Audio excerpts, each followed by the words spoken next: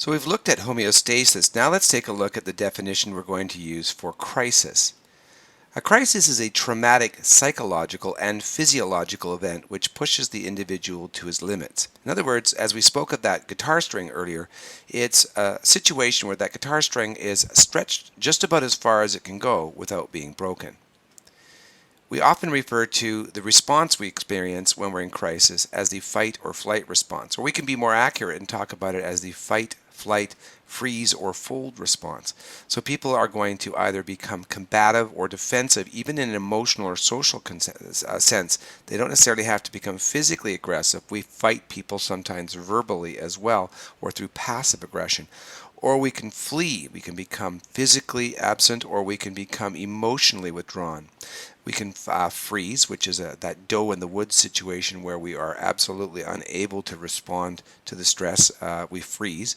Or where we fold, where we buckle under that stress and often experience a psychological break of some kind. And this often has long-lasting traumatic effects.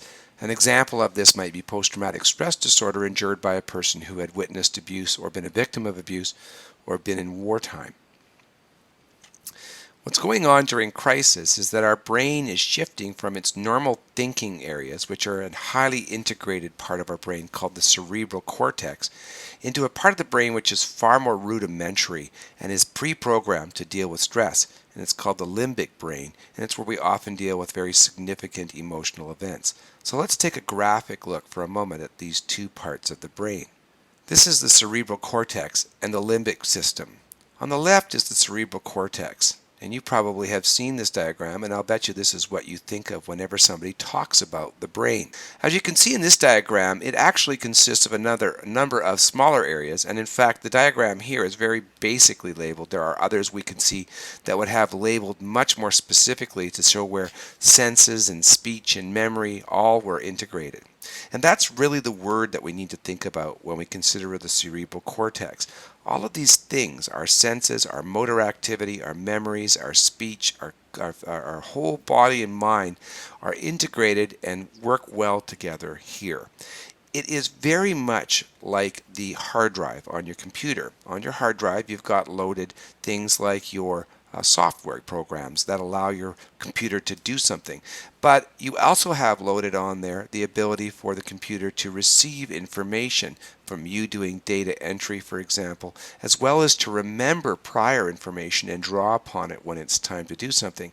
And your computer is also hooked up to peripheral devices like a printer that allows you to do some executive work. Once you've done all that work on the computer, you actually are able to push it out into the real world and show your document or your recording or your movie to the rest of the world. This is how the cerebral cortex works. All the various components work well together to make much more refined decisions and products. The problem with the cerebral cortex is that it is not as adept at doing all that searching and reaching and putting things together in a stress moment when a really quick response time is needed. And so what the body does is it relies when it perceives that we are under attack, when there's a significant threat, by going to a far more rudimentary part of our brain called the limbic system. And this is tucked inside of each of those folds in the cerebral, on each of the inner workings of that cerebral cortex. And this particular aspect of the brain is something I often refer to as the lizard brain because it literally exists in some of the smallest brains out there. In fact, we could argue that something like a lizard's brain is pretty much made up of these similar kinds of limbic functions. It has very simple kind of stimulus response mechanisms. It doesn't do a lot of thinking and integrating. And so what is going on there is that it's kind of relying on pre-programmed information or information that was programmed into that brain either in very early experiences or in very significant experiences. And I think of it this way. I'm going to move away from my computer metaphor for a moment, but I will come back to it. Imagine as you're walking through the forest in a nice peaceful day that you're in no hurries and no rushes. what you're going to do is explore. Let your senses gather in all the sights and sounds and smells of the forest. You're going to perhaps remember things from your childhood. Tell another person who's with you all about it. Pick up with your fingers some dirt or a tree piece or a piece of a tree or a feather and explore them. And this is very much like what the cerebral cortex is doing. In fact, all of those things I just mentioned would very much be informing your cerebral cortex. But now I want you to imagine that out of the corner of your eye you see a bear. What's going to happen is you're going to almost completely forget about the dappling sunshine through the trees or the chirping birds.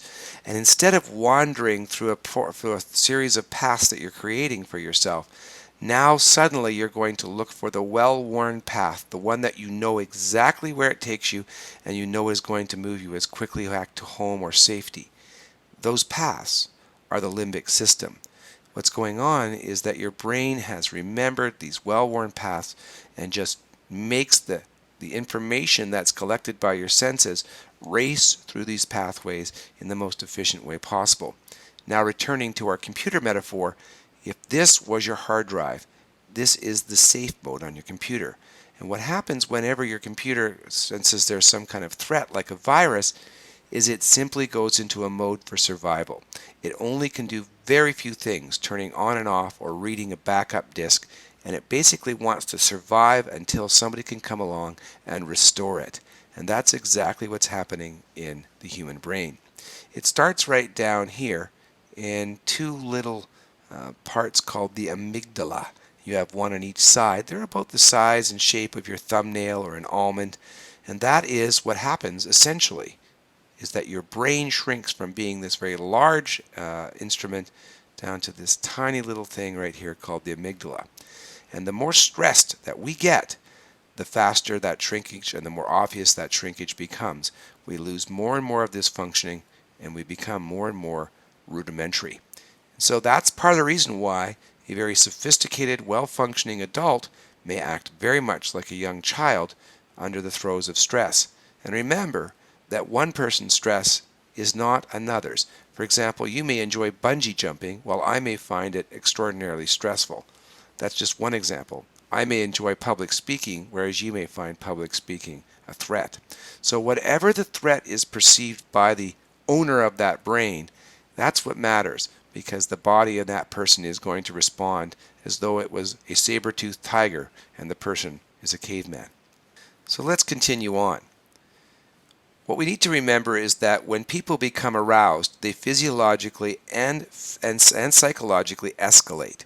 We know that their physiological escalation occurs because we've all seen and felt people's breathing, including our own, increase, our heart rate increase, our blood pressure increase. We've noticed things like the flushed skin and so forth. Well, all of that is happening so that the body can prime itself to respond, but it burns a lot more energy in that moment than it normally would, and that's why it cannot be sustained for a long period of time. The human body wants to return to that sustainable state called homeostasis, and we want to help it do that. Normally, people are only sustained in their escalation because other people continue to do things that are actually re-stimulating them. In other words, while we may not be able to help that person to calm down quickly, as we said, often we think we're helping that person and we're actually aggravating things. So this crisis is physically and emotionally exhausting. During the moment itself, we experience a great rush of energy. But because our body has burnt far more energy than it normally would in that period of time, it has less in the rain shadow of that crisis to deal with. And emotionally and physically, we are often very tired. Crisis often is contagious, in a manner of speaking. We often are stressed by being in the company of other people who are stressed. And again, it doesn't matter if they're angry or if they're sad or if they're afraid. It is often something that causes us to start to go up in our escalation as well. And it's particularly true when a crisis is mutual. In other words, for example, a fight or an argument, because at the end of that, both people may experience the same sense of damage or regret, and it can often be re-aggravating. If you're a married person, you probably noticed that there are times when you might have one argument and it seems to become a week of being irritable with your partner. And that's because, in a strange way, your concern about your relationship, your welfare of your relationship, is actually re-stimulating some of the anger that you're having. You have this low-lying stress level about your relationship, which ironically makes you less able to cope with other stressors, and you may take them out on the very person with whom you are in that relationship. Now, that damage and regret occur to both sides, and one person may experience more than another, and a person may experience that damage or regret even if they are in crisis only involving an inanimate object, like breaking one of their favorite possessions, or losing something by throwing it away something they really care about. Now, it's important for us to realize that crisis is universal but individual. So every single one of us experiences crisis. We all experience emotions such as fear, guilt, worry, and anger. But each of us has an individual pattern. Now, here's the good news. My pattern is likely very similar from one time to the next. My pattern may be very different from yours, but each of our individual patterns is usually repeated. And people who get to know us well get to be very aware both of our triggers, the stimuli that normally set us off, as well as the behaviors that that show that we are escalating through our arousal cycle. And the people who know us the best are often able to detect some of those signal behaviors very early on and can help us to respond before we become more and more agitated. Or in some cases, they may just simply make sure that they make themselves scarce in those moments. Now, crisis is natural, moral, and understandable. And the one thing that I can guarantee you is that if you find a person is in crisis and you judge them or respond to them as though what they're doing is morally wrong, you will, I guarantee, make it worse. Every single one of us has moments when we're angry or afraid, and we may not respond to the identical triggers as others, but if we think about the themes that each trigger represents, we can probably relate. So we all get upset by being rushed. We all hate having obstacles or frustrations put in our way. We all hate being disempowered or taken for granted, humiliated, embarrassed, or hurt. We all hate losing things that are of tremendous value to us or being disappointed. We all hate being in circumstances where we really don't have any choice. Those are just a few of the common examples of things that trigger us. Now, your particular triggers, as I said, are going to be unique, but when you're involved with somebody who is getting upset about something and you cannot relate to it, step back and ask yourself what the theme or underlying reason that that person is upset might be, and I'm betting that you'll be able to relate. Crisis is preventable and mitigable.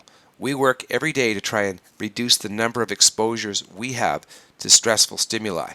And I'm willing to bet that you could define your quality of life in some pretty simple terms if asked.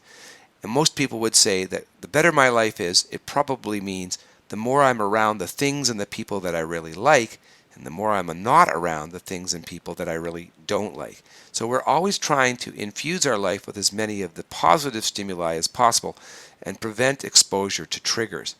And when we're exposed to triggers, we try to deal with them early on. We mitigate or reduce the response as much as possible. Where we have difficulty is when those stressors sort of pile up, not unlike a traffic jam. When we're going smoothly through the traffic, no problem. But when we get too many of those stressors, even if they're not big problems, all in a row, it won't be long before we're overwhelmed by them. So we want to help ourselves and other people to mitigate their stress before it escalates, because that's when it becomes more and more difficult to manage. Crisis is characterized by an inversely proportionate relationship between our affect, which is the psychological way of saying our feelings, and our rationality, or our thoughts.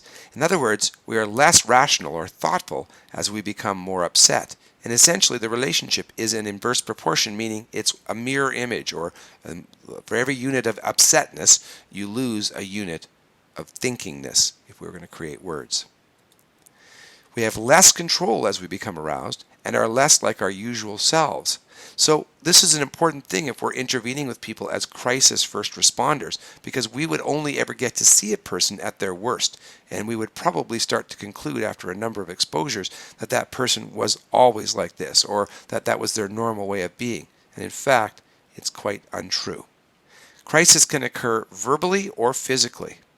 So verbally, we can be involved in making threats or insults, calling people names, or attacking areas that we know are sensitive issues for them. For example, I tell a story to my students in class about an individual who was developmentally disabled and had a mental illness, and yet in the moment when he became stressed, he called a staff person who had a small injury, a small disability, a GIMP. And he did that because he had somehow detected that this individual would respond in an emotional way, and he was very accurate. And the staff person later on was very regretful that he had not sort of bolstered himself being prepared for that. In my experience, when people are very stressed, they go right for the jugular. They go right for the things that they know are likely to be very inflammatory for you. In a moment, when you have your next journal entry, speak about what things you've also detected that could be other forms of verbal crisis. Physical interactions include strikes and grabs, and a strike is basically anything where an individual is using a weapon to create harm, and a grab is a situation where somebody is trying to actually damage your body or damage your possessions by not letting go. And that can include things like scratching or using their teeth, bear hugs or clothing pulls or hair pulls. And these can be targeted or incidental.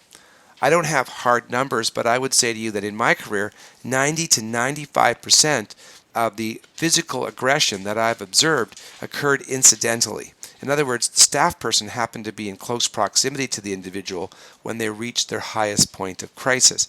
And so they lashed out with an object or their hands and often had a very brief physical interaction, but it's not to say that it wasn't dangerous, but it was a more brief and less sustained interaction.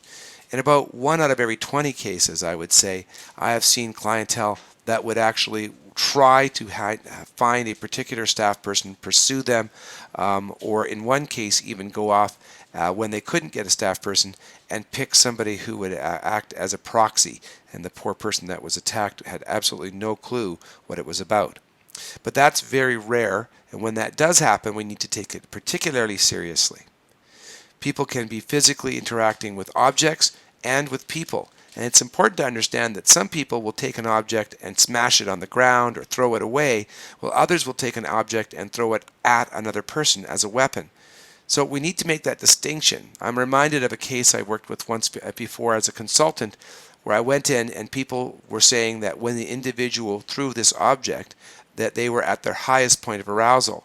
And later on, we realized that it wasn't accurate, that we needed to make a big distinction between the individual doing something like throwing her cup on the ground versus throwing her cup at the person. They were two very distinct types of arousal for this person. Some people engage in self-injurious behavior, and we can divide this into really 2 categories. There's sort of spontaneous self-injury, things like biting ourselves or hitting ourselves in the head.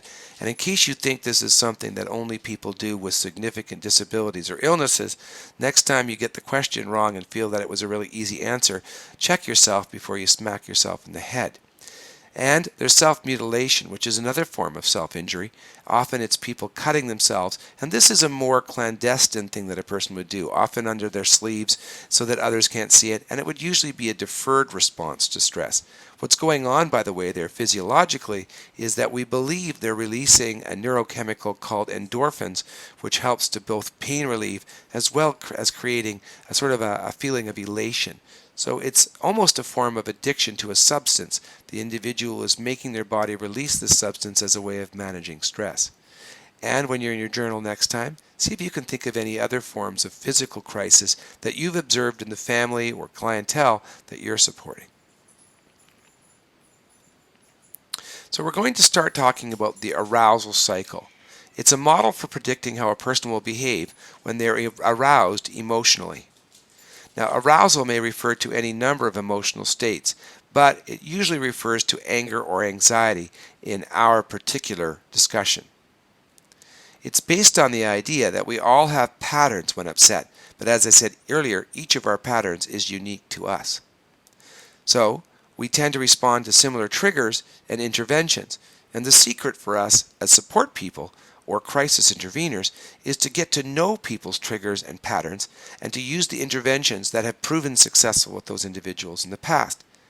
The good news is that these interventions fall into 5 simple categories. And once we know what stage a person is in, we usually can associate the correct intervention. And it's a simple matter of tailoring it a little bit so that it's more perfectly suited to the individual. The arousal cycle is broken down into 5 stages, and that's why there are 5 interventions. Now, these 5 stages tend to occur in order, but the pace and degree of our cycles is individual. So, some people accelerate very quickly from their first stage up to their highest stage, which is stage 3, while others may be extraordinarily gradual. And this helps to explain why sometimes when I'm working as a consultant, people may say to me, well, the people I'm working with don't have early stages. They go from 0 to 60. And I always point out to people that there are very significant ways to go from 0 to 60 in a car. You can go from 0 to 60 in a moderate way, which is the way most of us go, and that's very obvious. Or you can go from 0 to 60 extraordinarily quickly, or extraordinarily slowly, so slowly in fact that people may not even notice the acceleration.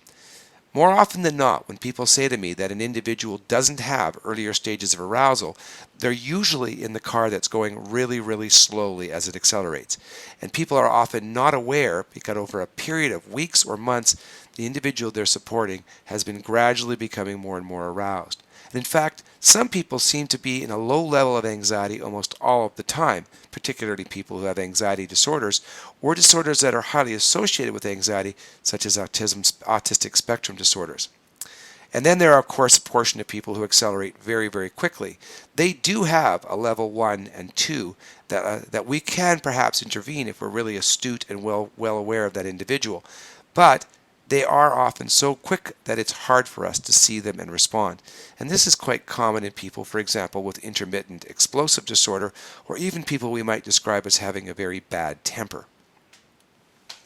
We can avoid escalating to the higher levels, and we'll show you that on a diagram in a moment, so we don't always have to go up to the highest level. We can descend more quickly, and this is what we meant when we said that we are mitigable earlier. The whole idea here is simply to memorize a person's past pattern, and then we can use it to predict for the future what's likely to set them off and what's likely to work. And I've already said that before. So that's all we're going to do here is tailor support procedures to help the person cope as effectively and safely as possible. So we do something called arousal cycle analysis. So to determine where a person is in their cycle, we don't make the assessment based on the behavior. And that's a strange sounding remark. But here's what I mean. Just because a person is hitting out doesn't mean that they're in the highest level of arousal. There are some people who hit out early on in their arousal, and then they do worse behaviors or more challenging behaviors as they escalate. And then there are some of us who never get to the idea of loud threats or physical altercations, even in our highest states of arousal. In other words, we can't just base our assessment on the person's behavior. We need instead to use an approach that essentially has tested the individual. Normally, we can ask the person or those who've worked with them to look at their prior experiences and talk about the trial and error they've gone through so that we can see which intervention typically has worked. And we'll have to review and revise as we go through this with the person because there is no silver bullet here. Chances are we'll have to adjust our strategy even if we're very good at this early on. So I've already said this, we cannot determine where a person is based on their behavior. For example, some people never hit while others may hit at level 2. If we have no history of an individual, we can make an educated guess based on behavior, but we will need to assess that person further later on. And I'm going to show you later on in some of the subsequent slides here something called rapid assessment, so that even if you've never worked with a person, you can use your best guess to try and determine which intervention is most likely to work.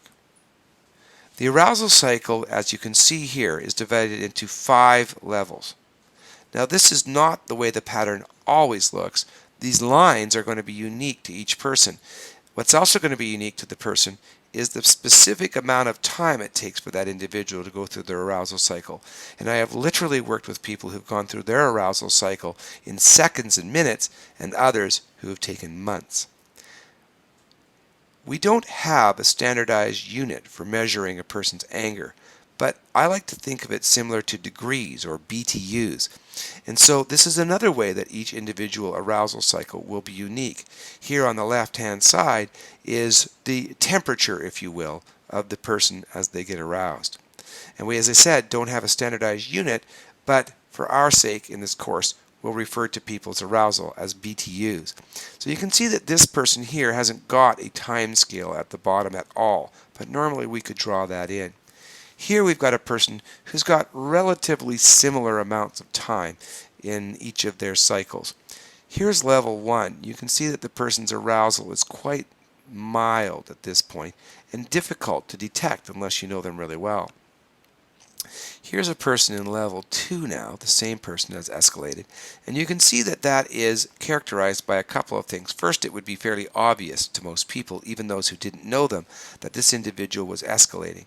And second of all, this would represent a fair amount of change right in its own right on this phase. So this person went from 0 up to about a 2.5 before they left this particular area of their arousal cycle.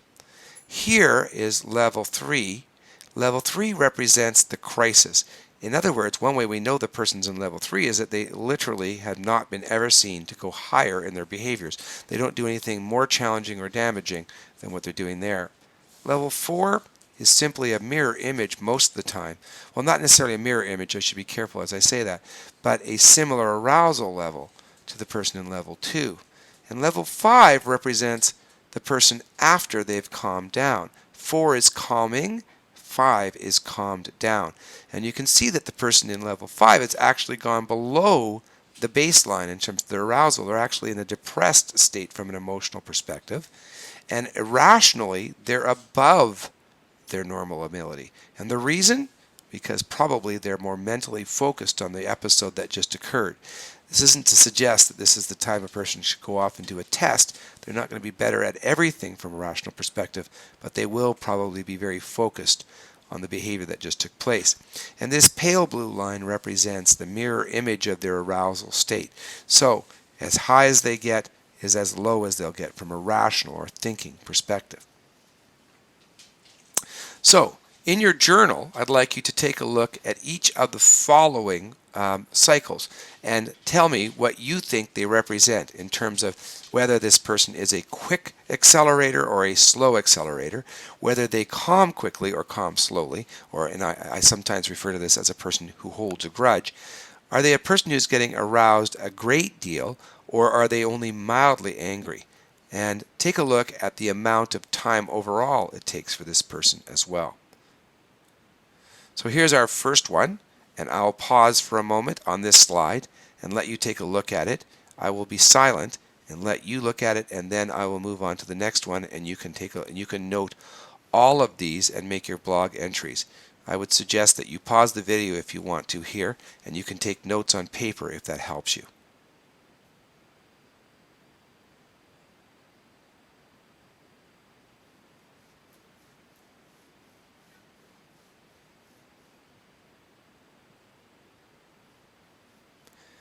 Let's move on to the second one.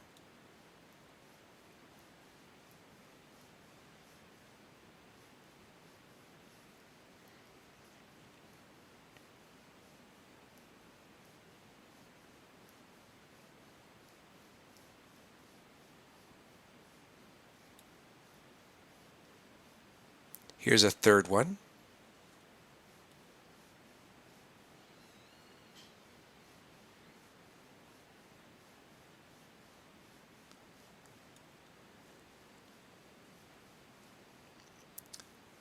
So take a look at all three of those, make your blog entry. When we come back to this presentation, to the video, I'm going to start back on the first one, and we'll point out some of the things that hopefully you saw.